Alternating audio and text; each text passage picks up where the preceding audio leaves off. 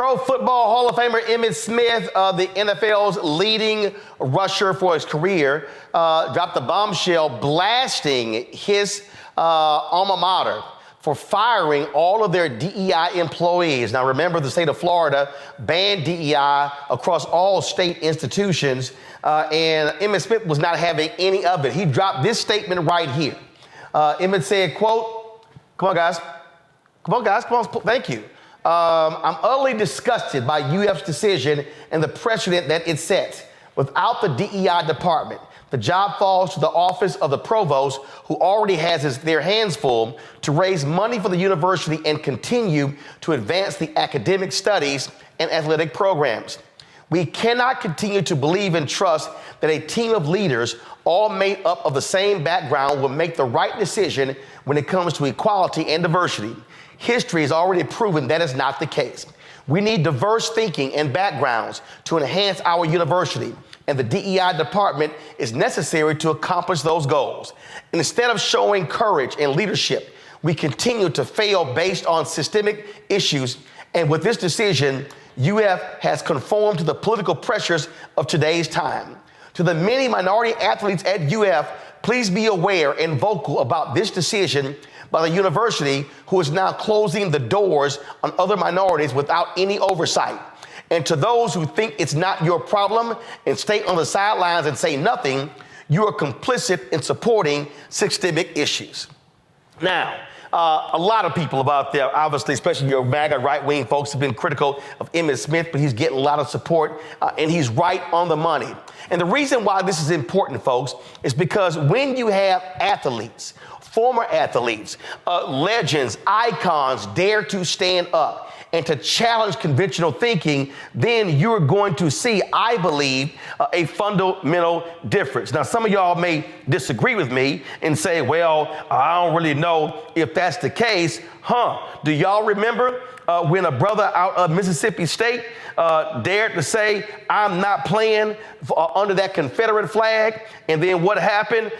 They quickly moved. Remember this story right here? This brother, give me 1 second. Let me pull it up here, unlock it. There we go. All right. Remember this story right here? Mississippi State running back. I won't represent this state until flag is changed. And when Kylan Hill made that particular comment, he, of course, was one of the top rushers in the NFL, in college football. Folks, it did not take long for them to change the state flag. Literally, the white racists in Mississippi, Republicans, have been fighting for a long time to keep that Confederate emblem on that state flag. When that brother and other athletes started saying, we ain't having it, and when those white head coaches started telling those lawmakers, the black players not coming to our state, they immediately changed that flag. Y'all might remember University of Missouri, when they also announced they were going to boycott over issues. That led to top university officials resigning and massive changes at the university. This is what we know. There is power from athletes. A few months ago, when Texas A&M, they screwed over Kathleen McElroy, A&M graduate, I called on athletes, 4- and 5-star athletes, to tell Texas A&M, peace, if you can't hire black folks after they graduate, then I'm not coming to your university. And I called on a bunch of former athletes to stand up. Many of them were silent. And so, if we're talking about changing here, right now in Alabama, the mayor of Birmingham, Randall Woodfin, came out and said, if Alabama gets rid of DEI in the state, black players should not come play football at Alabama or Auburn. And I'm telling y'all right now, college football cannot exist without black players. Ask Bear Bryant what happened when Alabama had his all-white team and USC came to town with all them black players and kicked Alabama's ass up and down the field. Them white racists in Alabama said, we're going to have to go get us some of them, and that's when they were able to go out and recruit black ball players. So I know some people are also saying, well, man, you know what? The owners shouldn't be on these players. Y'all understand something right here? America don't understand nothing but money. And you might remember, black athletes during slavery, they were seen as money, major earners. They still are major earners for Texas A&M, for Florida State, for Alabama, for Auburn, for Ole Miss and Mississippi State, and for Tennessee and on. If we are going to see changes in our society, it's going to take more than civil rights activists, more than black-owned media, more than other advocates doing what's right. And I guarantee y'all, if football players and basketball players say, nah, we ain't coming, all of these states will change those laws quickly. You know why? Because if you're not playing for a national championship in football or basketball, and you're not getting any of that TV money and that playoff money, and donations drop, they gonna buckle. And so I really hope in the aftermath of this that Emmitt Smith is not standing alone. I hope more University of Florida Gators stand with Emmitt. And I hope this spreads. I'm not sure, though, that folks have the intestinal fortitude to stand up and demand that kind of change. Rita, your thoughts? Well, I actually graduated from the University of Florida, so this is my alma mater. And I can tell you that when I saw his statement, I was nothing short of elated to see that he had said that. I think what he is saying is so important. I was elated because it just reinforces again over and over what we continue to see, which is Black people are really good at coming up. We as a community are really great at coming up with strategies to respond to white supremacy. I think it's very important that this message is coming from Emmitt Smith because it's important that it's coming from him, because if athletes are thinking to themselves, okay, well, I don't know if I want to do this because this is such a great sacrifice, he knows what he's asking you to do. So the messenger matters. And so from, as you mentioned before, with Mayor Ruffin and now Emmitt, this is an excellent strategy. It absolutely will have effect, particularly on Florida and at the University of Florida, because I remember when I attended, the entire school, most of it revolved around what happened with the football team. And so I'm elated to see this. And like you said, I hope that he does not stand alone. I hope that this really takes off across the country. And here's the thing, Congo, and I need every parent of an athlete to understand this. What these schools are saying is, we want your Black talent. Mm-hmm. We don't want you when you graduate. Mm-hmm. That's what Texas A&M did to Kathleen McElroy. Oh, how dare she go work for the New York Times? How dare she advocate for diversity in the industry?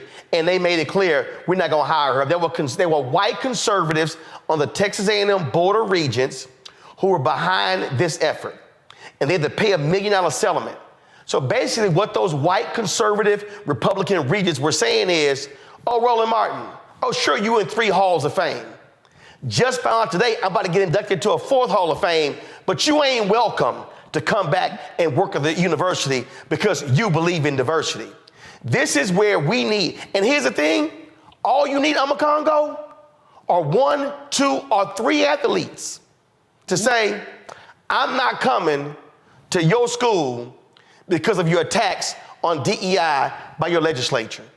And I'm telling you, it will send a shiver down the spines of every coach and every assistant coach and every recruiter, because they're going to be wondering, oh my God, who's next?